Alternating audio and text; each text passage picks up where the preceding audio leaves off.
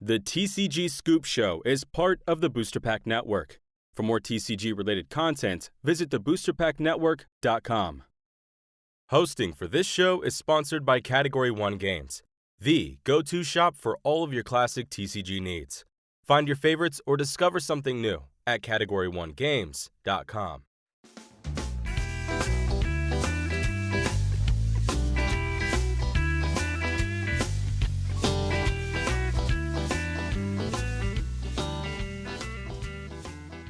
Hello and welcome to TCG SCOOPS. My name is Rans and this is a show on the Booster Pack Network where we can explore all sorts of news coming out of the big three TCGs.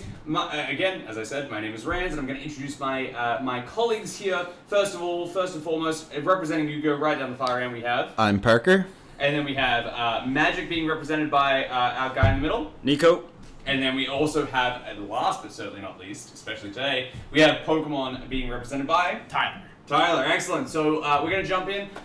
Make sure you, if you're interested in the news that's coming out every month, make sure you check out and subscribe to this particular channel. And we are going to be very excited about some new offers we're going to be able to show you at the end of the episode. But let's get to the news first, hey? Because it has been a wild couple of weeks since we last decided to talk. Basically, since the last time we hung up, we've got a whole bunch of interesting community news. But let's start a little softer. Let's start with the good news. All right, Parker, let's go right down there to you. Right. We're going to talk about everything that's been coming out of Yu-Gi-Oh! For the last couple of weeks. What have you got for us? All right, we actually got some pretty interesting stuff for Yu-Gi-Oh! So the big news, obviously, is Tyler the Great Warrior, which I talked about in the last episode. Mm-hmm. He was on eBay for sale. This is a Make-A-Wish card that Konami made for somebody who had cancer, and he decided to sell it. The auction ended last night, and it sold for $311,000. $311,211. Right. Yeah. Wow. Yeah. But it was not without controversy, right? Of course, yeah. So I remember... Because it's cardboard. It's a luxury card. Yeah, I was scrolling through Twitter, and then Simo, the guy who kind of put this whole thing together, he posted that the price was at $600,000. So I immediately go and I check eBay to see what it was, and it was $1.4 million when I checked. 1.4. 1.4 million. All right. Yeah. It's a piece of cardboard that measures less than a standard card. Yeah, and then people were checking out the you could see who the buyers were, and you could tell it was 10 of them all from the same person who turned out to be illegitimate. So it went back down to 160. I think it was at 160 at the time. Wow. And it jumped up, I think just last night it jumped up from 190 up to 311. So it did have quite a big jump just last night. Okay. Wow. Of a serious bidder. And the interesting thing is, obviously, we've seen the premium cards from other games. This is a one of one, so this is a bit of a unique scenario. And obviously, we have the One Ring coming out in the next couple of months and stuff like that. So we'll see how that goes. But Magic's highest end cards, like the Alpha Black Lotus, have been floating around that same mark. Yeah. So. Yeah. All right. So what else we got, Parker? All right. So there's been some reveals from the newest set in the OCG called Duelist Nexus. Okay. And we get a brand new type for Yu-Gi-Oh!, which we haven't had since 2017 in Cybers. So it's been 6 years since we got a new type, and it's called Illusionist. And it actually has existed in the game before in some old video games. It was known as either Illusionist or a Dream was the type. So they're actually introducing it to the real game now, and they're pretty interesting. It's kind of like Spellcasters 2, like the second version of Spellcasters, which we already have. But they all seem to share the same effect where they can't be destroyed by battle, which is not that great. Okay. But so yeah. when we say type in Yu-Gi-Oh, it's like effect / Yeah, so it'd be there's a type on there. Warrior, Spellcaster, Dragon. Those are all the types. Mm-hmm. We have quite a bit of them now. There's at least 30 of them, I think. So yeah, this is pretty big news. There's not a whole lot of cards for them so far. It's just one set of them, but it's going to be interesting. We also got some other news from the Duelist Nexus. There's another archetype that's getting a good amount of support. It's a Rescue Ace, which has not been doing anything for the last since it came out, which is already out in the TCG. But it's getting some very good support, so it's going to be... might be a contender whenever that set comes out. Alright, and that's Rescue Ace, you said? Rescue Ace. Alright, and what is that? They're like firefighters. Of course, yeah. 911. Exactly. Yeah, That's awesome. Yeah, and then we have Cyberstorm Access coming out this week. I believe it's Thursday coming up. And we're going to get a lot of good support for some decks. We're going to have a lot more meta contenders coming up here this week. One of the decks is Pearly, which is a cat that changes forms. Okay. It is basically Eevee in Yu-Gi-Oh! All right. Right. So you can play the cat down, and then there can be other things that get played. Basically because of it. Yeah, it can turn into like a blue version or a green version or like a pink version. Huh. And yeah, it's actually going to be a very powerful deck whenever the support comes out, because they have a combo that lets you draw 6 cards on your opponent's standby phase. It's just that little card effect, especially in Yu-Gi-Oh! Where card draw is the result. Yeah, and so you get to summon this monster that's unaffected and it has an interruption, and you get to draw 6 cards, so it's easy to tell why it's going to be like a contender in the meta. So do we think that this is going to be so dominant in the same way that, like when we first started the show, you were talking about tier 0, the tier elements? I don't think it's tier 0, because I think there are way more like outs to what they're doing.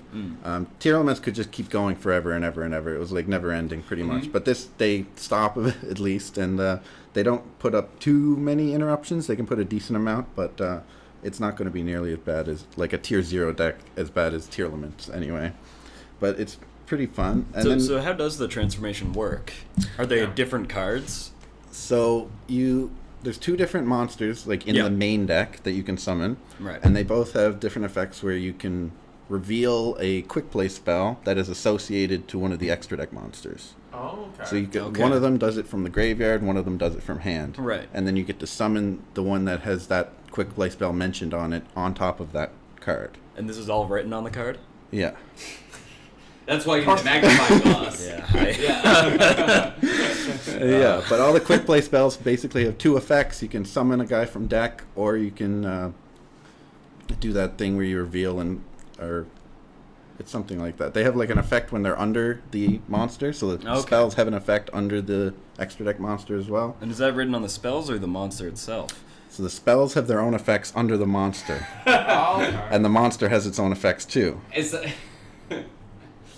I'm lost. Yeah. So we're just adding like more text onto. Yeah, so we have like a layer of text that stacks up high. Yeah, exactly. That's hilarious. It's like the old magic meme. Reading the card tells you what the card does. Just bring a bookmark. It doesn't. No, I don't think. Yeah, so one of the new quick play spells coming out lets you draw a card in the standby phase. So if you stack 3 of them under the monster, you get to draw 3. Oh, you can stack them. Yeah, and then there's a trap card that lets you put a different extra deck monster on top of one you already have.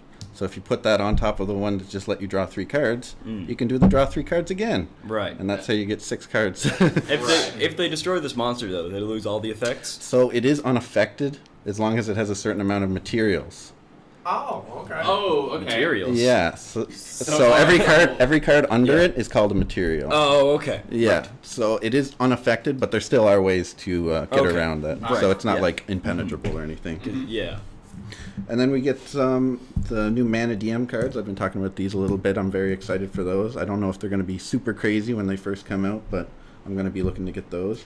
Another deck that's going to be very powerful when this new set comes out is Super Heavy Samurai.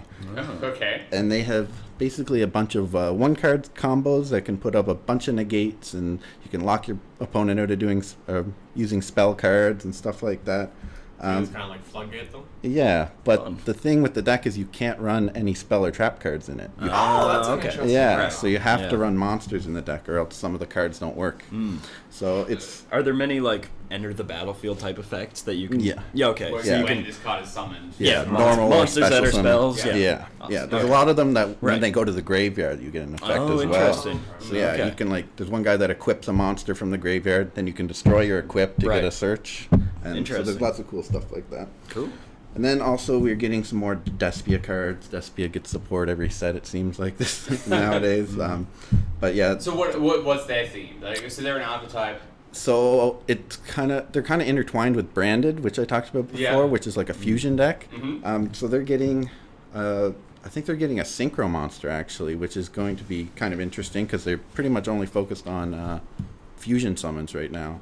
So that's going to be cool. And pretty much you have to run some Despia monsters if you want to play branded, because the Despia monsters search the branded monsters or the branded cards, so they're kind of intertwined. But yeah, it's going to be pretty powerful. It's already a strong deck, so getting more support can never hurt, really.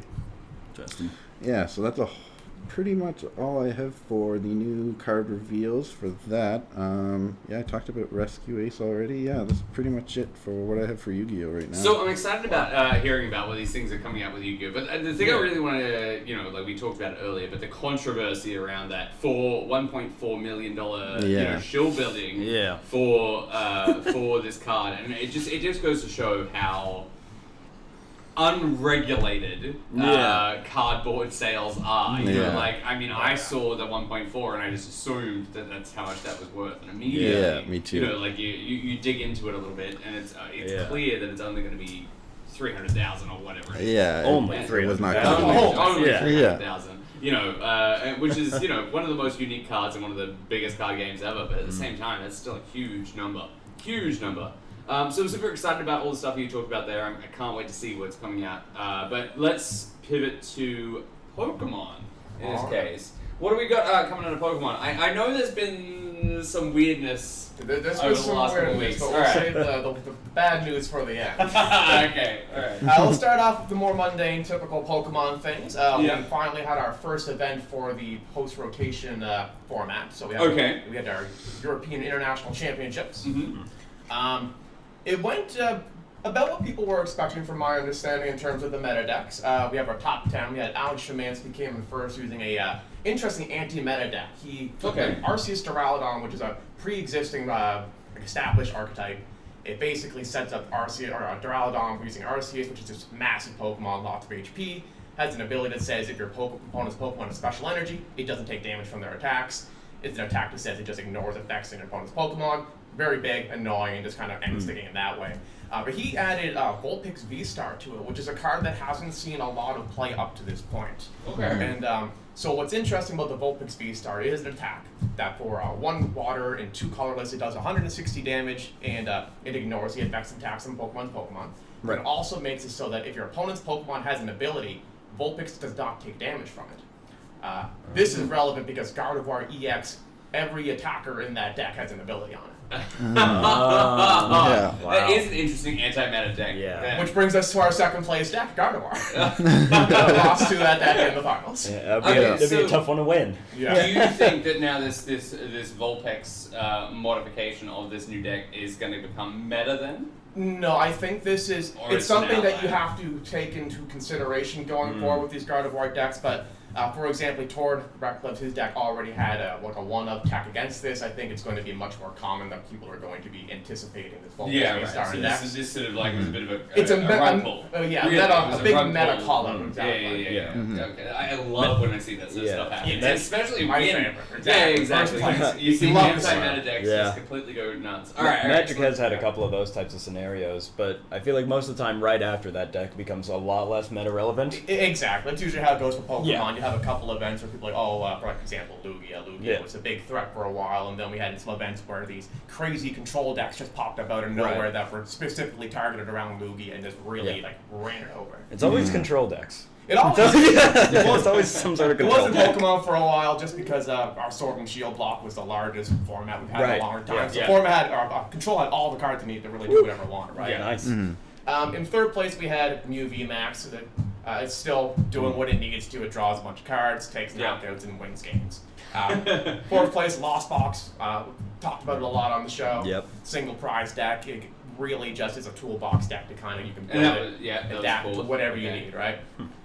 In the fifth we had a Goodra Lost Zone, which is similar to the Lost Box decks, but it utilizes an attacker called Goodra V-Star. This has been a card that's been somewhat relevant on and off. Some people think it's really, really good. Some people think that all of its success are flukes, which at this point is starting to not add up. A lot of top 8s of Goodra V-Star. So it does sound like the current Pokemon meta is pretty diverse. It's very diverse at the moment, which is nice. Aggressively diverse. Like, it's very rare that, I can only speak for Magic and my experience playing Yu-Gi-Oh! But at the same time, having 5 distinctly different decks in the top 5 is a rarity. In our top 8, there's only 2 decks that were of the same archetype. In 56th, we had Lugia V-Star still. In 8th place, we had Reggae Lucky VMAX with Miraidon EX. Okay. Right. So, nice variety. A lot of representation from the decks people were expecting to see, but a nice change up in first place. Nice. In terms of new products, though, there's always something. Yeah. So we have we have Paldea Evolve coming out, which is going to be our June set. We've started officially revealing what cards are going to be in it, but we kind of know what it is at this point. It's a few Japanese sets we've all been keeping our eyes on, like Clay Burst. I mentioned that last episode, the last few. At this point, they're just kind of finalizing what's actually going to be in it. Some cards of note, for example, there's going to be a product that's a EX starter deck. These are level 1 products, they call them. They're made for, brand new starters to the game. They have an EX and basically 59 just cards. Nice. Okay. Not competitively viable, but they keep the EX cards prices in check. Front and center. Right. Which is interesting because at the moment the EX cards are sort of like the high-end cards of Pokemon, right? Right. Going forward, they're like the cards to have. Right. So it's sort of the idea is it's like here's an idea, but at the same time you've got to sort of push towards that sort of gameplay when it comes to EXs because it only comes with one, right? I'm sorry? It only comes with one EX, right? Right, exactly. The EX starter deck only comes with one EX and just a large amount of cards. It's mostly just intended for brand new players just looking to be able to play. But the EX itself is very useful. We have Shempao EX. So, are these the same EXs that are in the main sets? Yes. Good. Because Magic did Planeswalker decks where they printed their own worst Planeswalkers for the Planeswalker decks. Not all of them are. Some of these cards are exclusively right. Like there's Annihilate EX, which is coming out, but it's going to be its own exclusive box product. Yeah. But for the most part, most of these do make it into the sets. That's good. So why do they keep making like these new things? Like they had V, they had the old EX, now they have the new EX. Is it just like new flavor?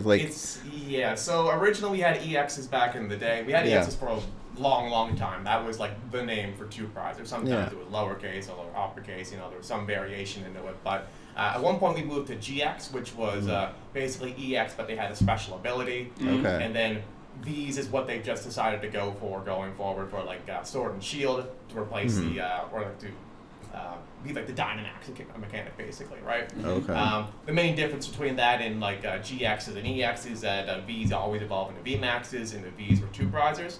Most up to that point they weren't 2 prizes until they were the EX, right? Yeah. So for example, if you had like a basic that was not an EX but evolved into an EX, the basic was worth 1 prize. Okay. Yeah. Because like in Yu-Gi-Oh, we like every generation we could get like a new kind of like summoning mechanic. Like we would get fusions, and then we'd get like synchro and Xyz and like link monsters. It's basically the gimmick we have is EX is at the moment. But in the past, it was EX for a while. Then they started changing it, and now it looks like we're going back to just EXs going forward. Yeah, because like they continue supporting these in Yu-Gi-Oh, and I'm just curious why they just abandon things and start over in Pokemon. It's because when Pokemon expanded is not real, and we don't talk about it. Okay.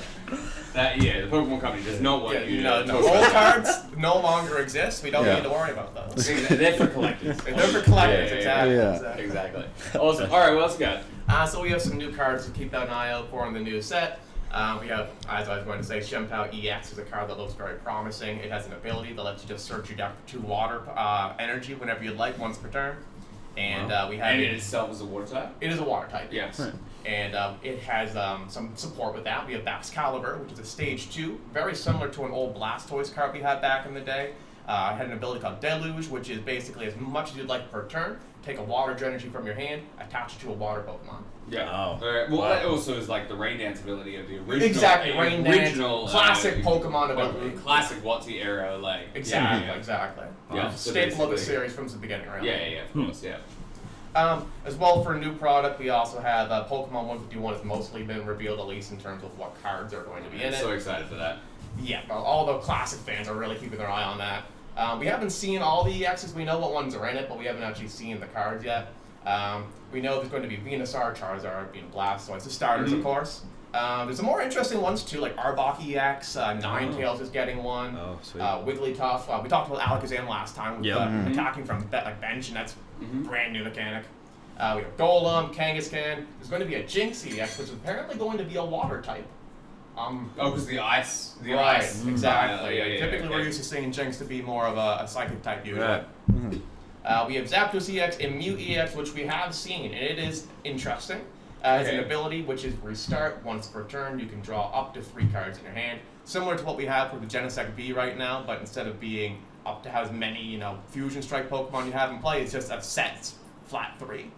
So you draw 3 cards? You draw up to 3. Up to 3 cards. and how when do you do this? Like just when you play it? Well, you play it, and then as long as it's in play once per turn, you can use its ability. Oh my god. Yeah. Huh? Yeah.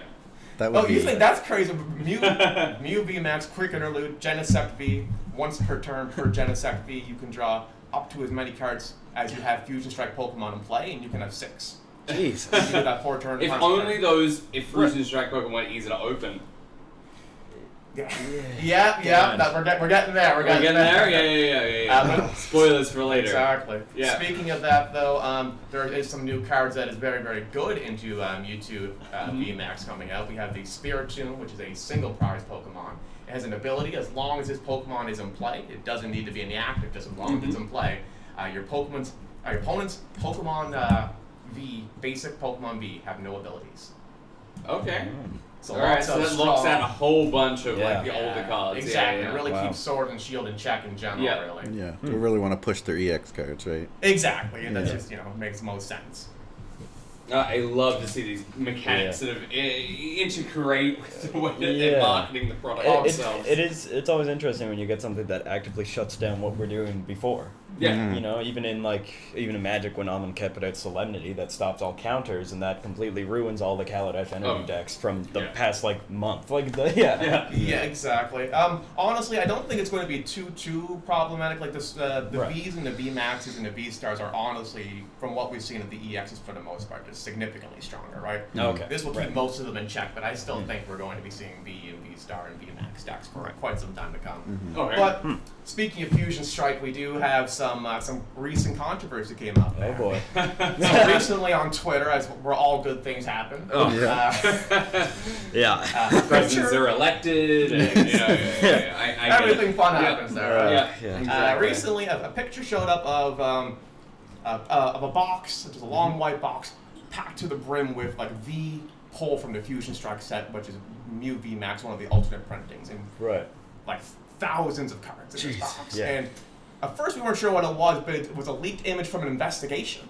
Oh. Yeah, so what happened was, apparently an individual in Texas went to a card store, said, I have some big pulls that I'm looking to sell, right? They're like, sure, we'll take a look. He walks in with a box, opens it up, and to the brim, one side to the other, thousands of copies of just Mew V Max. And he's like, how much can I get for these? Fortunately, the card store owners were a little self-aware, like, hey, that seems, that doesn't seem right. That seems like a weird thing to open, literally. That's a weird thing to bring in here. Yeah. And they contacted the Pokemon company, who had been doing an ongoing investigation. For the longest time, we didn't hear anything from them. Typically for these kinds of things, Pokemon likes to be hush-hush. Bad things don't happen, good things happen. Everyone's having a great time. Is this an expensive card? Is this a card that's worth money? This is a card that is worth money. Not the most expensive card, but it was a card that at the time was worth a fair bit, and now you can still, I'm not sure what the exact value is these days. But. So what is the theory about this Texas guy landing these cards? Like, so, what do we think happened? So what we think, and allegedly, Pokemon has not confirmed anything because they're still doing their investigation. But the idea is that they believe someone who worked at one of these printing factories just stole something off the production floor, like stole a sheet or stole a box before it made it to the actual production. Okay. Pokemon has come out and made an official statement saying, "Hey, this not theft, this event that has occurred has not impacted any sealed product." Okay. So any drop rates or anything, they're saying that if there was any sort of interference, it happened before it got even closer to production floor. Right. Okay. So people, this is from the Fusion Strike set that we are familiar with, right? Right. Fusion Strike. So ultimately, what you're saying is that there is going to be no impact on the Fusion Strike pull rates. That is what Pokemon is telling us. That is their official stance on the situation. Right. I've heard there's been lots of rumors, back in the day for Fusion Strike there was rumors, most of them were unfounded. People, weren't really able to prove most of this, but some people were saying, oh, I pulled open some packs that where the rare slot was replaced by a non-rare. But that's all rumors, none of this can be officially confirmed. Yeah, of course. There's a somewhat similar story that happened with Magic once, where specifically someone had went out of their way to buy as many copies of the card Seance as they could, which is not a great card, and then was trying to pay pro players to bring a Seance deck to the Pro Tour in order for his card to go up in value. And I believe he was paying with them in Bitcoin before it was expensive, so if time travelers could have... capitalized on it. And then Reed Dukes are going to be playing Seance decks. Was Seance like an expensive card before? No, not at all. It was and then recently, reserveless. No. Seance isn't reserveless? It was an Innistrad. Oh, it was printed originally in Innistrad. It was just a rare, but it's like a bulk rare. Oh, to some. But but recently, actually, it was only a couple months ago that his entire collection of Seance went up on Facebook Marketplace and was sold. For it was like $1,300 or something for just huge boxes of just one card of rares. And just maybe someone really likes that card. Yeah, some people bought them. I think more as a history piece of Magic, because it is a very interesting piece of Magic player history. The fact that someone chose to do this, and there was it came from him. It came, exactly, straightly from that. And there was a couple alternate language ones or misprints and a couple weird notable seances, but mostly just the one card. Okay, it is a weird one, Anything like that in Yu-Gi-Oh? Any factory? Not that I know of. Ocean's 11 face unless we're talking about Upper Deck themselves, but that's a whole other controversy. That's look up the history of that one. Alright, so we're on Pokemon. There's just been this weird anomaly where somebody has been scooping up cards. Tell me more, Tyler. Is there anything else to really say about it? Honestly, not a whole lot more to say about the situation other than it really leaves a lot to the imagination. So a lot of people are saying for Pokemon, we're surprised they've said anything at all. A lot of people are unsure if they're just saying this to placate people or whether or not this actually impacted pull rates. For all we know, this has happened for many other sets, right? The only reason this came to light is because an image from an ongoing investigation was leaked, right? So we don't know how many times this happened. We don't know how frequently this happens, right? It leaves a lot. It shakes your trust in the Pokemon company a little bit, right? Yeah, of course. It honestly makes them feel a little bit like a real company, we're doing some weird stuff here. Wow. Well, for Pokemon, that's pretty much it. We had some big controversy with the Fusion Strike set, but other than that, pretty business as usual. Okay, so from one piece of controversy to another piece of controversy, I think Nico knows where we're going with this. Well, so there has been some controversy with the Magic world at the moment, especially at sort of a distribution level. Yes, and we have our own investigation too, but that includes secret agents and This first thing I'm talking about here is not really that notable in the grand scheme of things, but any other month this would be a big story. All right. So this is kind of like a fun little side story before we get into the real bullshit. So Magic the Gathering does secret layers. They're products that you buy directly from Wizards of the Coast on their website, and a lot of them are artist series. So it's 4 or 5 cards, all with art done by one specific artist. Yeah. They have one for an artist named Elena Donner. I'm not sure which one it is. Where they use unfinished art. The art for the card Seraph Sanctuary was not finished. It's not colored in, or it had broad strokes. It just wasn't. Okay. It wasn't the completed art, right? Okay. And that accidentally went to print. So what did they do? Did they reprint the set? No. That would be the logical thing. Yeah. That would cost them too much. Did they refund product? No. Did they send out replacements? No. Of course not. Did they put it in another product that you can pay money for? Yes. You want the thing that you should have bought early on. Yeah. And they have changed artwork for Secret Layers before, after they've shown it off. They already did that with, remember a couple months ago, Stonecoil Serpent, where they removed the naked guy off it. Yeah. They showed off that Secret Layer, noticed something wrong with the art, and removed it. They could have done that again this time, I think. But they didn't. They couldn't. I don't know why they couldn't. One no thing nudity, I so it's say not. is I appreciate their honesty about things going horribly wrong, right? Yeah. Is it honesty or just like just lying? Yeah, well, I mean, it's honest. It's just the answer is sucks to suck, pay me. Yeah, exactly. Yeah. It sucks to suck, pay me is a great way to put it. Yeah, it is. With the Coast business model. Yeah, it is really something. And normally I'd make a big deal out of this, but I kind of can't because this feels so like funny and cute compared to what else was happening. And that's what we really were talking That's about. really what we're trying to get into here. So, set the scene a little bit. There's a YouTuber, guy who opens Magic product. Old school MTG. Old school MTG. Who, he was trying to open some March of the Machine, the brand new set that just came out. Order some product. The product shows up, and it's a different set. He got March of the Machine Aftermath, which is a set that is not released yet. They're in spoilers for it now. Oh, so it's like the next set? He got set future product that wasn't out yet. Which he says in his video about the whole situation, probably just someone misread the name. Because he was ordering one set and he got the other, and it's one word difference, right? Okay. Yeah. Very likely that these things just get mixed up in shipping, right? For sure. Yeah, Somebody just some pulled a box off a Yeah, pallet or he said something he like said that, he bought it from a guy who only does like Yu-Gi-Oh and Yu-Gi-Oh and Pokemon mainly, so probably didn't even know that Aftermath was a thing. You know what I mean? Yeah. He's just like, my magic product showed up. Yeah. Just sell it. Yeah. So he gets this box of a new set that doesn't really have anything leaked from it or spoiled or anything, and he opens it on his YouTube channel. And he said it was really fun because he's an old school player and he hasn't opened cards without knowing what's in the pack since like Revised. So a whole new set, whole new cards that he gets to open up. Bunch of cards are leaked, and people are like, okay, cool. For the most part, everything was going to get spoiled in a week. Because that's how Magic spoilers are. Everything gets spoiled all at once, and everyone was like, well, it'll all be out in a couple weeks anyway, so not a huge deal, right?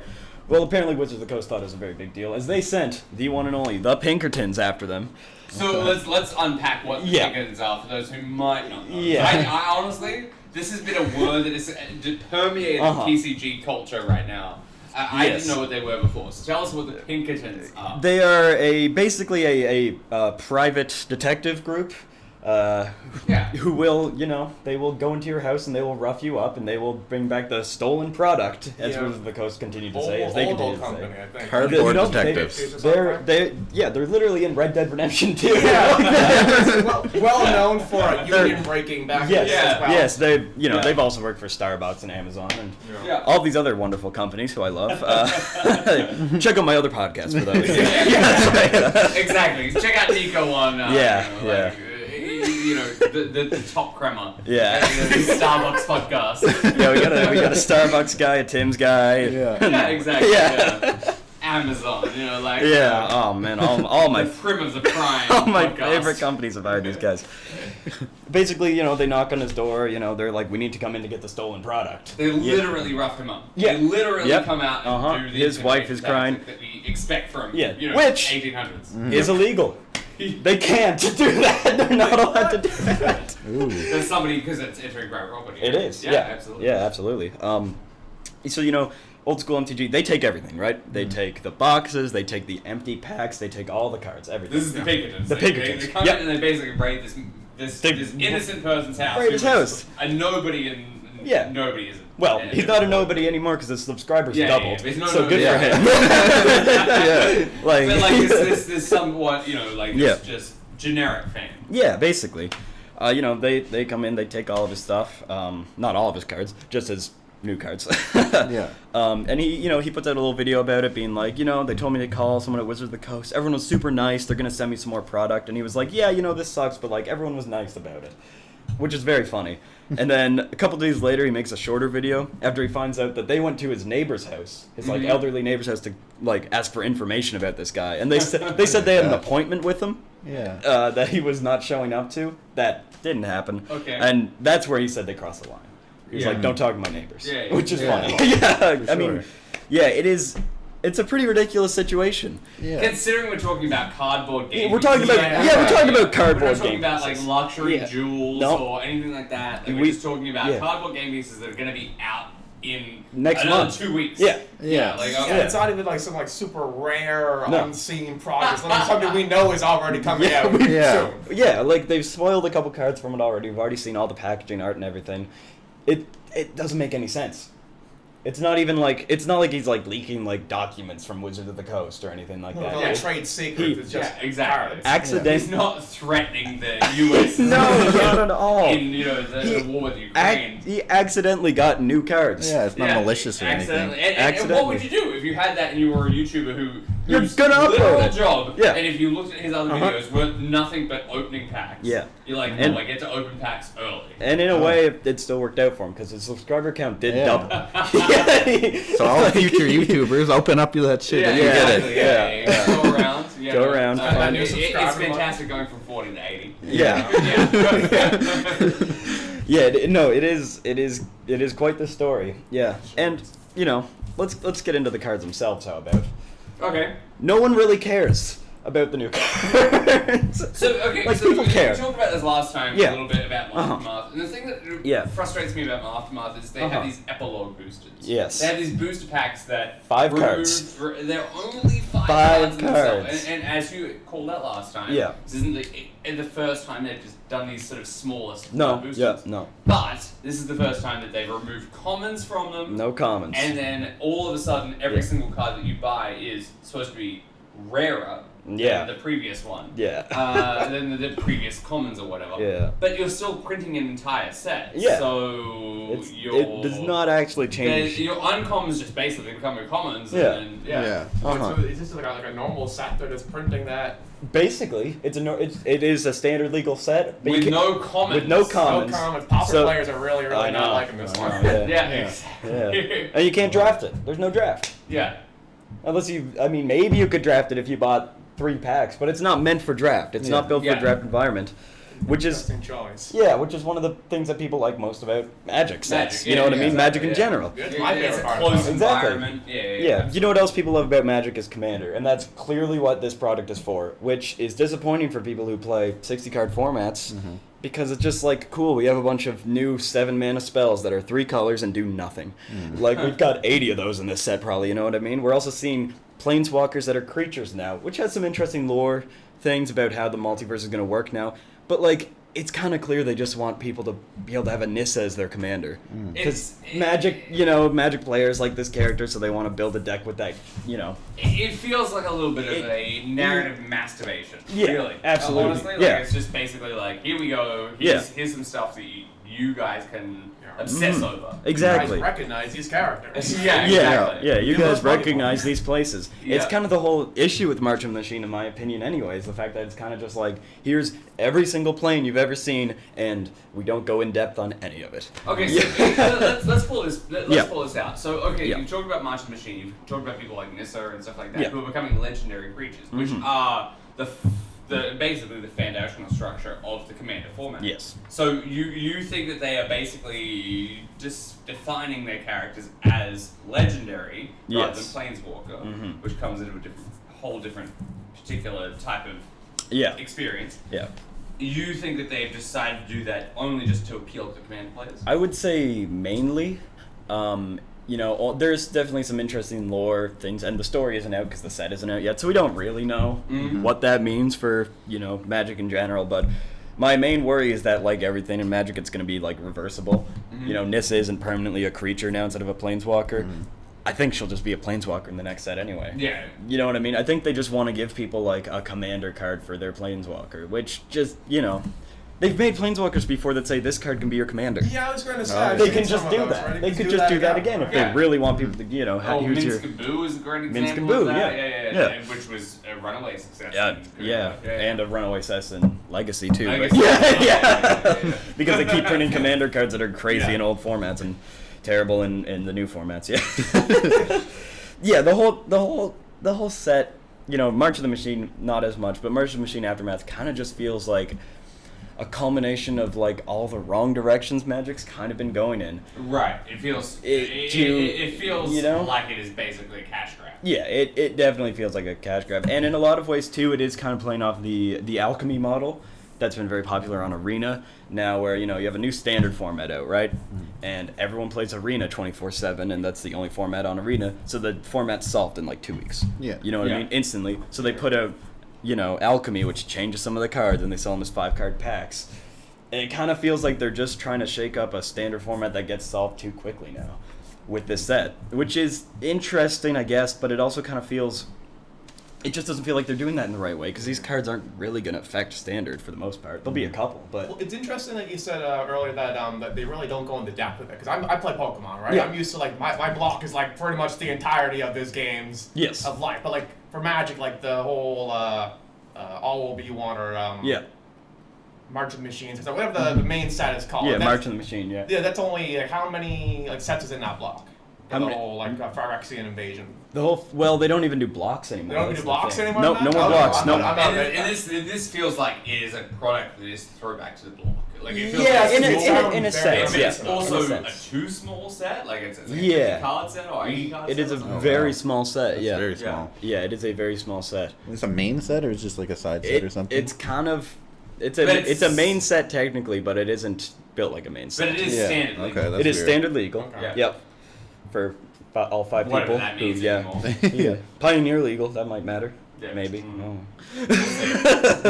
Yeah, it just kind of feeds into the main like problem with Magic right now with Arena, where Standard is kind of affected by these cards that have a super, cranked power level that are super efficient. And it's you're either playing cards that are way too efficient and just way too good at doing multiple things, or you're playing stuff that costs like way too much mana and has like a really gimmicky, janky effect that doesn't really do anything in 60 card Magic and only matters in Commander, where you're playing with 4 people and 100 card decks. Yeah. Well, I mean, even battles. We've talked about battles last time, where it's basically choose another player. Yeah. In a 60 card format, you've only got one other player. It is clearly marketed to being a commander centric. And there are some battles that may have some effect on 60 card Magic. There are some pretty good ones. But it just feels like more and more their designs are to make things that are interesting for Commander and not make things that are interesting for 60 card Magic, which makes sense. It's the most popular thing. It's just disappointing for me particularly, because I love 60 card Magic. I'm sure a lot of long-term fans would be exactly because Commander was like a fan. It was a fan-made format, and now they're making things specifically to pump into there instead of being things naturally just being cool. I mean, literally, we hit like this year. I think the original Commander set was 2013, so 10 years of like actual Commander products. And the first few years of that actual Commander product was like 4 decks a year. Yeah, and now we've got one with every set. Yeah, 5 or 6, 8, 10 decks every set. Feels like, yeah. So I mean, I like.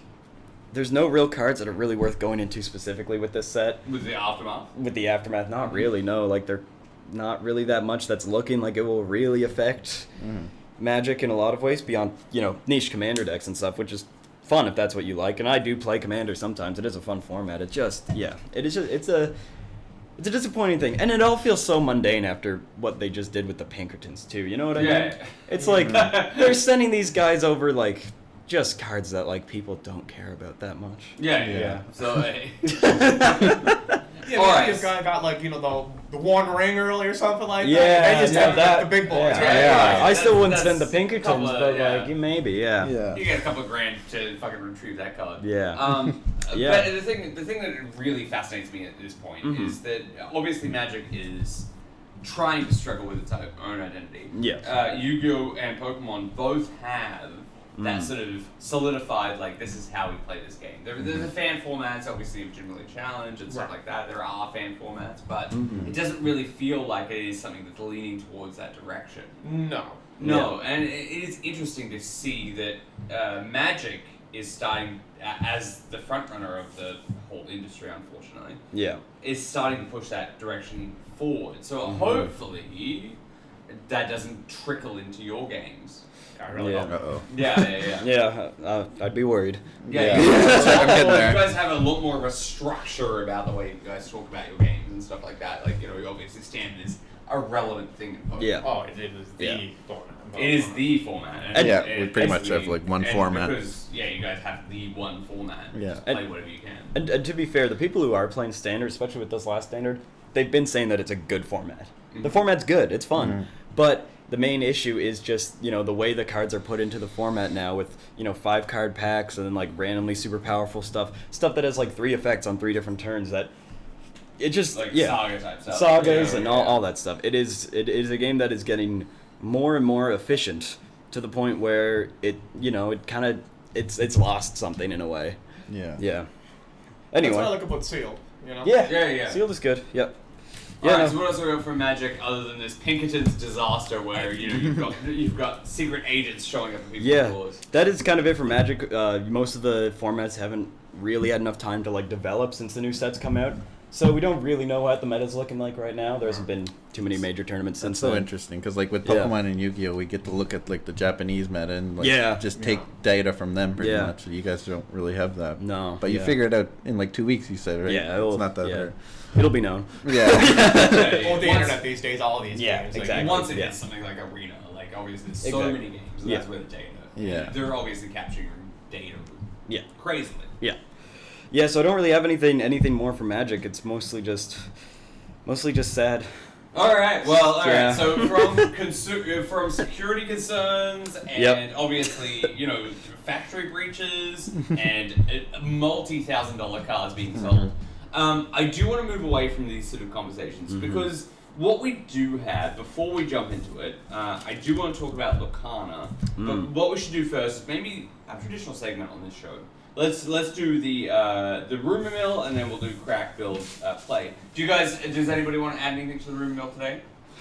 Is there anything going on in your games that are a little bit like, maybe this is going to be the case? Honestly, Fusion Strike's kind of that is the rumor at the moment. That is exactly. You guys are all trying to figure out what actually happened. I don't think there can even be rumors for Magic anymore. Anything can happen. Anything can happen, and guess what? It changes on a daily basis. Anything will happen. Yeah. All right, what about you, Parker? No, I don't think there's anything for Yu-Gi-Oh right now. So there's nothing for the rumor mill this week, but let's do crack build play. All right, so starting with Parker.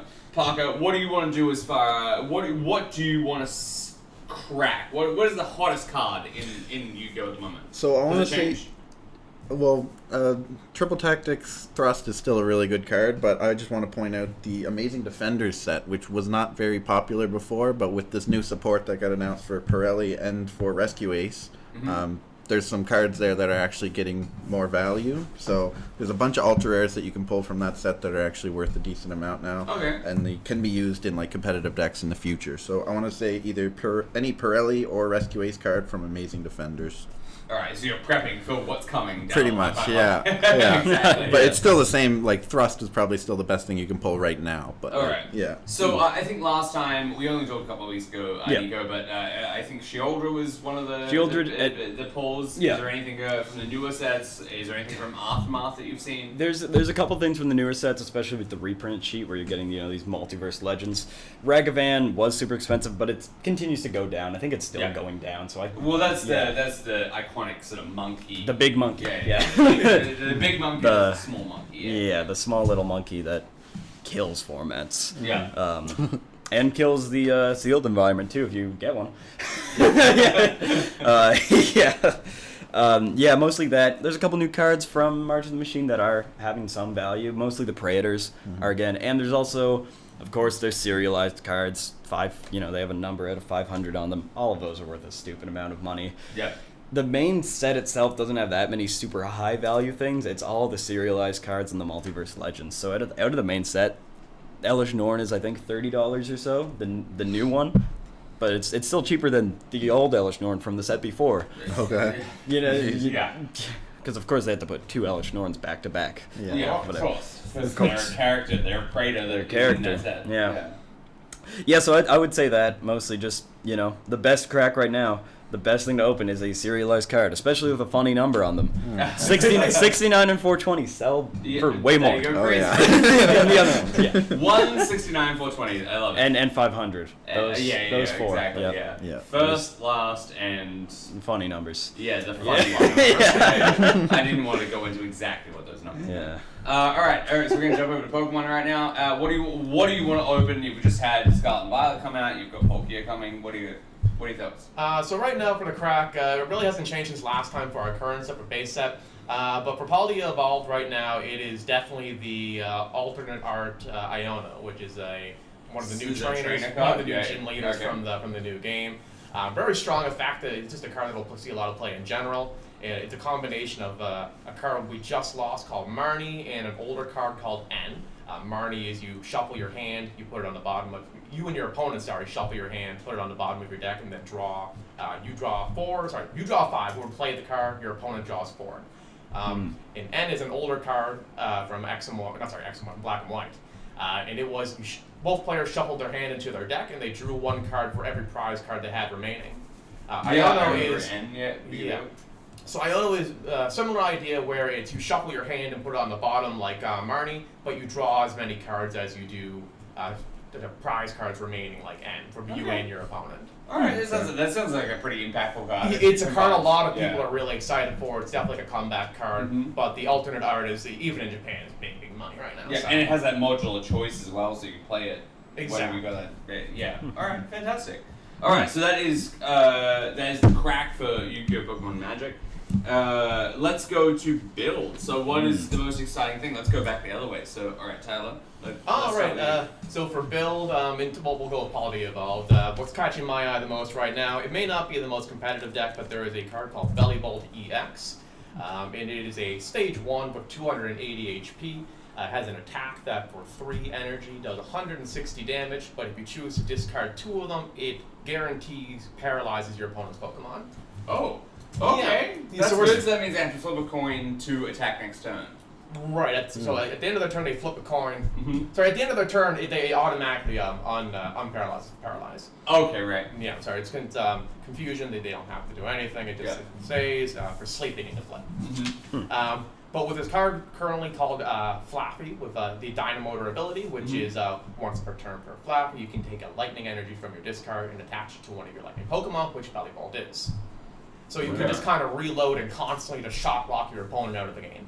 Wow. Alright, that's not bad. I mean, obviously we're seeing the paralyze effect through lighting types and stuff like exactly. that. Exactly, it's a staple of the type. Yeah, of the type. Alright, so what do we want to do as far as build goes in Magic? Yeah, so for build, I think one of the most interesting things right now is actually in March of the Machine. It's a draft archetype that is pretty unique. It's the idea of blue and red Convoke. Convoke is an ability that lets you tap creatures to pay for mana, and it's mostly seen in green and white, which is what makes the most tokens. So seeing it in red and blue, which is a color combination, mostly just paired with casting a lot of spells and drawing cards and dealing damage with those spells. Being able to use Convoke with spells that make token creatures that you can then tap your token creatures for bigger spells. It is an interesting idea for a draft archetype, and it is probably one of the most unique ones we've seen in a while. A lot of people think that the current draft archetypes are just getting kind of redundant. Like every set, it's like, oh yeah, red-black is sacrifice, red-black is sacrifice, red-black's artifact sacrifice, right? You know what I mean? It just and that's something that obviously dominated the meta recently as well. Yeah, so it is just something that is unique and cool, and proof that they're not always ruining things. All right, they have new ideas sometimes. They can competently good new ideas. They have a lot of bad new ideas. All right, so crack for Yu-Gi-Oh. What do we got right now, Bagger? So to build right now, I'm excited for Manadium, which is Tell me about that. So it's like it's a synchro archetype. It follows the Visa Starfrost lore. So we've been getting lore from that for the past 4 main sets, I want to say. We get new archetypes. That is what the Tearlaments archetype is from. But Manadium, you can basically play all the Visa's lore in one deck. So you get to, a lot of them depend on stats of the monsters, and all of the main monsters in each archetype has the exact same stats. So there's a lot of really cool combinations you can do. I'm excited for just Manadium and Scareclaw. They work really well together, so yeah, I'm excited for Manadium Scareclaw deck. So that is the most exciting thing that you are. All right, so let's pivot then. Let's talk about the next part of the segment, which is play. So some of you guys are going to reiterate what I've already heard before, but tell me what is going on in your metas at the moment. What if you're coming to a league event or whatever? What kind of deck do you want to see on the table? So Pirelli is pretty much the big threat right now. The little cat is very terrifying for people to go against. It can do a lot. It's very consistent, and draw 6 cards is pretty powerful. Yeah. Big. So we're gonna swing the Magic right now. One of the big plays for Magic right now, big deck, is Indomitable Creativity, which is a combo deck. It saw a lot of success in Pioneer recently with Ray Duke winning the Pro Tour with that deck, but it's now actually moved over to Modern and kind of proving more powerful in Modern than it is in Pioneer, which is interesting that a deck from one format kind of got poured over to the other and people found out, oh, it's really good. Cool. Yeah, it puts up very good results. The deck is based around sacrificing permanents with the card Indomitable Creativity to then flip cards from the top of your deck until you find a permanent and put it into play. The way it wins is that it has 2 cards that win the game, the only 2 permanents in the deck, non-land permanents. And it flips into those 2. So you need to play spells that make token permanents, or stuff like that. Or it's a creature, it's not permanent, sorry. So you can play sagas. Enchantments. So Fable of the Mirror Breaker is a enchantment that makes a creature that makes artifacts, and you can sacrifice both of those to Indomitable Creativity, and that card can also help keep you alive, through tough situations like we've seen with Ray Duke. So the fact that the deck is also good in Modern just proves how good that card is and how slept on that card was when it first came out. Because I remember I had a pre-release version that I probably sold for like $10. It's going for more than that. Else. Yeah. I'm not exactly sure how much. I don't care to look. Yeah. So I'd say that is probably one of the strongest decks right now. That's awesome to hear. All right, so in a standard Pokemon format, what do we got? Anything changed? Right now, so we're in our new format. I do think for play, it is honestly the safest bet to be playing is probably Gardevoir EX, as long as you're keeping Vulpix V-Star in mind. As long as that anti-meta deck isn't floating around. If it's not common locally, if it is, there are a lot of techs you can make. There are several the Ralt stuff evolves into Gardevoir. You can play it that prevents your opponent's Pokemon from using an attack next turn. Okay. So you can just prevent them from using that attack next turn. Just basically lock them out of the game. Exactly. It's the only attack the Pokemon has other than its V-Star attack, and most of the time you use your V-Star power on Arceus in that deck. So there is lots of ways around it. But Gardevoir is it's consistent, it's strong, it's fast when it needs to be, but it can also play the slower game if it has to. It just kind of has a little bit of everything, but it's definitely not like an old Lugia situation. We're not looking at a tier 0 deck by any means. Okay.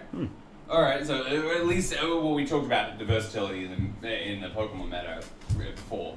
Right, lots of different decks to be choosing from. Yeah. Gardevoir is just my personal pick, I think, as one of the stronger ones to be playing. I think so as well. I'm so excited that there is a meta out there that is so vibrant, considering we talk about, Yu-Gi-Oh! and Magic. Or even Pokemon in the Silver Tempest format, with Lugia. Yeah, exactly.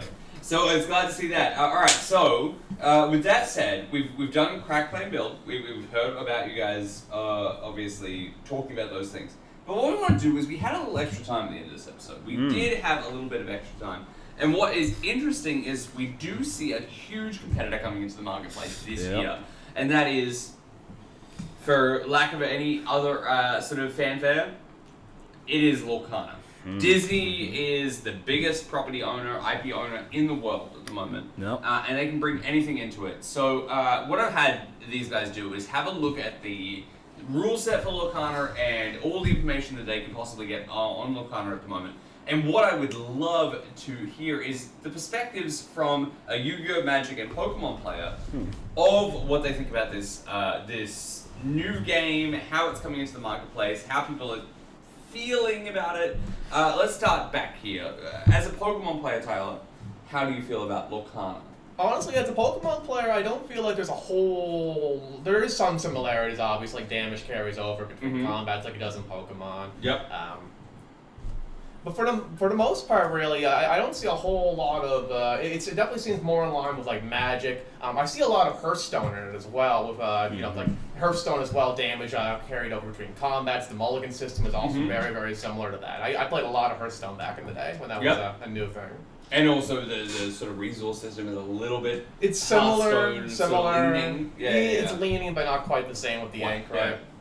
I'll be honest. I'm still on the fence about it. I'm not really super excited for it, but I mean, I'll keep my eye on it. So, all right. Ultimately, the big question is: would you be interested in? Would you be buying a starter set? Would you be buying anything? Like you're just like, I'm just gonna play my game and just keep an eye on it. I mean, I would certainly try it. I would buy like a starter deck, a pre-made starter deck or something like that, just to really get my hands on it and see if it's something I enjoy. But I'm not like holding my breath for it by any means. Okay, cool. So Nico, as a Magic player, I think I think Lorcana shares a lot of details with Magic. Yes. Tell me about how you feel about this game. Well, to me, reading the rule set and seeing the small changes it does make, which, I mean, they are big changes, but it just kind of feels like, if I'm not a huge fan of Disney IP, why would I play it over Magic? Yeah. Magic has more. It has a deeper card pool. It has more formats, more players. If you are if you're a Magic player and you want to either switch or pick up as well as Magic Lorcana, it's like, why are you doing that? Are you a fan of the Disney IP? That's kind of the only reason I can imagine doing it, because in a lot of ways the rule set is just similar enough that it doesn't seem worth making that change. If you're doing it because Wizards of the Coast is a shitty company, I've got news for you. Disney's worse. Disney is worse. All right, we'll do a tinfoil hat video later. Yeah. He's under the fountain. He's frozen. Yeah, they made Frozen. So if you Google Disney Frozen, you can calm myself down. No, your Magic conspiracy theories trickle over to Disney now. Yeah. No, and I mean, any of the cool, like keywords or anything that I am interested in, I'm interested to play them once Magic copies them in a year, and I get to play them in Magic. So I'm looking forward to that. Other than that, though, it's not for me. I was never a Disney fan, so kind of reading it, I'm just like, this is just worse Magic for me. So far, we've got two people playing the game, obviously of their own, and then they're not interested in actually jumping ship. How about you, Parker? How do you feel about Lorcana? The game it's kind of interesting. I probably am going to be playing it because my girlfriend is a very big Disney fan, so I'm going to be playing it with her. But as far as the rule set, it does seem like a kind of like a child-friendly version of Magic. Like, you don't attack your opponent and deal damage to them. You quest or whatever. There's but you can banish your opponents. Yeah, but like, you don't. But they need to be questing first. Yeah, and I don't know if I like. It doesn't seem like there's enough interaction for a game that I would like.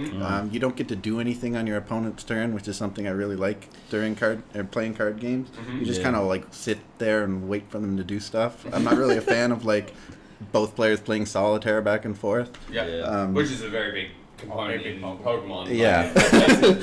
True. Mark and I play Pokemon. There's a whole lot of just watching someone play. Yeah, exactly. You're like on your phone half the time while they're playing their turn. But the rule set it's fine. I don't think it's going to be like a crazy, like an amazing game or anything. It's kind of interesting, but yeah, the lack of like interaction is something that's kind of putting me off of it a little bit. I do like Disney characters and stuff, and I'm still going to play the game, but it's probably not going to be anywhere close to my main game or anything like that. Probably a casual kind of thing for me. Yeah, I mean, I think I fully agree with your take on that. I think that casual at best will be my approach to this game, and I think that, if we look back at the history of collectible card games or whatever, I think the closest thing to Lorcana at the moment, in my opinion, and obviously the state, the scope of the way that the market works has changed considerably, but it is the Verse system game from 2004. So essentially you have all these comic book characters, huge IP characters. It's a great game and it lasts for about 3 years, but you need to add retention. You need to make sure that you bring people in, rather than just basically like, you've got your hardcore Disney fans and you're appealing to them every set. I don't think that there is enough that I've seen in the rule set that is going to make me impressed. But, I do like the fact that it is as far as they try and sell it, a non-combat type trading card game. Like the 3 games we talk about. Pokemon fighting each other, Magic fighting each other, Yu-Gi-Oh! All fighting each other. It does feel a little bit different. Did you want to say something, Nico? No, I was just going to say that is one thing that I do think is cool about it. It is doing something different in that way. Yeah. And I will give them that. Yeah. I do like that it's multiplayer too, just because I don't play Commander. Like, it is something that I could get into, like playing multiplayer games, which is something I'm not used to. That's super fun for casual too. Yeah, for sure. You know what I mean? Yeah. I think it will be. I think it'll be around for a while though, because Disney fans are crazy. I think they'll keep buying it. It's a hard time pulling away like any of the main like big three fans that are already like invested in their games for sure. But I mean, like you said, I do think there's a lot of like casual play potential there that'll draw a lot of people in. Yeah, so I was reading into with the lead designer Ryan Miller today, and ultimately his design, he said that his design was intentional, that he took a little bit, he specifically called out Pokemon and Magic. Yeah. He didn't call out Yu-Gi-Oh! Specifically, but he said that I want to sort of incorporate this so that maybe we can capture some other people, but we know that the experience of this game will be like Mickey Mouse versus Donald Duck, people who would love those sort of Disney IPs and stuff like that. Yeah. And I'm excited about it. I am a little bit apprehensive. Yeah. And I hope we see some innovation in the first couple of sets. I know that the first 2 sets are going to be basically generic Disney stuff, and then from then it sounds like they're going to start going to IPs that Disney owns. So Star Wars and Marvel or whatever. Yeah, that could be interesting. Yeah. They have a lot to work with, right? Yeah. I mean, it's proven pretty successful for Magic with Secret Layers, just doing, IP.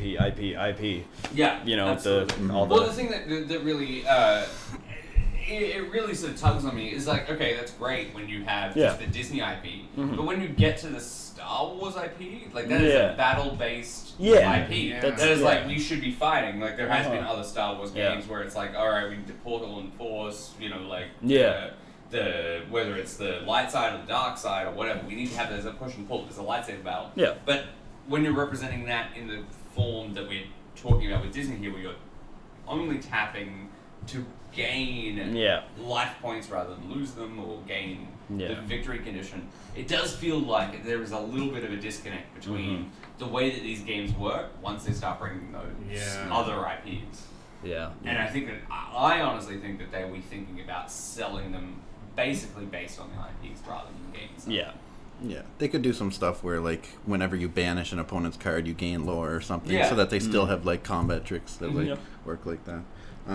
One of the things in the rules that jumped out at me as a Yu-Gi-Oh player, because the rules are not at all like Yu-Gi-Oh, but the one thing that was kind of like Yu-Gi-Oh was that there's no deck limit. Yu-Gi-Oh started out with no deck limit. Yeah. And these 2 people, I think it was at like a German tournament, they brought like a 2,000 card deck. Yeah, they got that big card. Yeah, and they needed both of them to like shuffle it together, and that is the whole reason that we have a deck limit now in Yu-Gi-Oh. Yeah. So I mean, I think the rule is officially if you can't hold it in your hand and shuffle it, you can't have assistance or anything like that. Yeah, so I could see something like that happening in a tournament for Lorcana, but that's just maybe. That's just like a little bit of a meme event. Will they even have tournaments for Lorcana though? Yeah, apparently they're talking about Soul Leagues and stuff like that. Right. So they're talking about like a Friday Night Magic type thing. Yeah, I can see that happening for sure. Right. Yeah, I mean, I think the biggest issue I have with Lorcana as far as the rule set goes is basically what we've been revealed is the fact that it arbitrarily defines the fact that you can't have more than 2 colors in a single deck. That's arbitrary. Like, in Magic, Yu-Gi-Oh, and Pokemon, all 3 you can put whatever cards in your deck you want. You just need to be able to generate the resource. And this comes from an issue with the Inkwell resource, where it's basically like you play a card to your Inkwell, but it is colorless. So they have to restrict it on the front end, and I don't like that. No, I'm not a fan of that either. That was one of the first things that immediately stood out to me. I'm like, that's like the best part of Magic. You can kind of just throw whatever colors you like. You can have 5 color and decks. as long as you can make it work, right? Most of the good decks are 2 color, but best, or a single color or whatever. Not anymore. Oh, right. It depends on the format. The triomes really change things. Oh, of course. Their mana system is weird because like you can only charge or like put stuff in your Inkwell, like certain cards that have like the symbol. I don't understand why you need that symbol. Like you could just make any card work. I've played card games where you can just charge any card and it works fine. Or like why do they have to go upside down and not be seen by your opponent either? Like I feel it's just like extra steps. Like they have to show you the card anyway, so now I got to write down what card you have instead of just having it face up. So the interesting part there is the key designer was one of the sort of the architects, not the main architect, but one of the architects of Duel Masters, and that is another game where you can put any card face down, but you don't put it face down, like literally face down. You put it face up, and you can see on the bottom of the card the color that it's providing. Whereas this one is just basically like we're just throwing cards into a pool, sort of a la Hearthstone or something like that, where you're basically just generating resources only based on the fact that it's like, what card don't I want? Right. It feels a little awkward. Yeah. I guess my main thing with Lorcana 2, on top of all that, is that I'm open to be proven wrong. If the game's good, you know what I mean? I've already kind of stated, I don't really care about Magic IP these days. I don't really care about Disney IP either. So if the game's good, I might play it. Yeah. Exactly. See how it works out. Sorry, I mean, I'm gonna play it. I'll at least try it, right? Yeah. So keep an eye on it. Maybe they'll make some. Maybe even if I don't like the base set releases, maybe they'll add some interesting mechanics later on, right? Yeah. Well, I mean, my biggest take away from this is that a lot of people are looking at this as the big four. Like, this is going to come to the period. I don't think that's going to be the case. I think if we look at this in 2030 or 2027 or whatever, I feel like it is going to fade away because I think its player retention is very challenging. It could be like another collector's game, kind of like Pokemon is too. Yeah, for sure. And I think to be part of, like, you know, the big three, you have to have a real competitive scene. And with the fact that it's a multiplayer game and the fact that, you know, there's all these, you know, rules with it, I don't know if it's actually going to get a serious competitive scene beyond, like, store leagues. I could see it being, like, relevant for sure, but I wouldn't, like, top four, like, big four would be, it does sound a little generous. There is a lot of things going on in space at the moment with, you know, like, things like One Piece and stuff like that. So top four, I will be tracking the sales numbers when it comes out, but I'm very, very excited to see what actually happens. And I honestly think that the first set will be huge, just because it is Disney, and then you're going to see a significant amount drop off. Yeah. Do you guys have anything else you want to add about Locana or anything like that? No, not really. That's about my thoughts on the matter at the moment. I think I covered everything. I think it's going to sell really well. Oh, yeah. It's going to go. I think it will huge. continue to sell really well, but whether it will be... Well, it still sells in like 10 years from now. Well, not even that. If they keep making it, I think it will, because it's Disney products. People will keep buying those. I think mainly, though, is if it will be, like...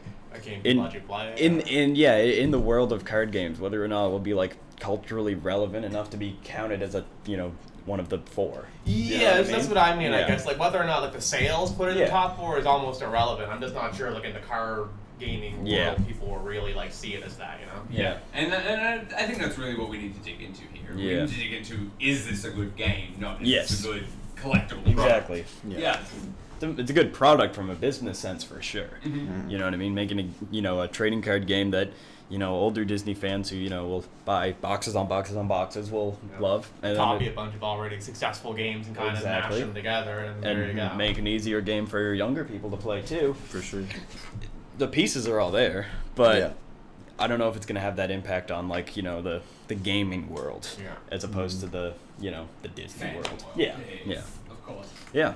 Anyway. Okay, well, I mean, that pretty much brings us to the end of the episode. I love the fact that you guys have shared that, and we will continue to track Locana as the history of this particular event moves forward.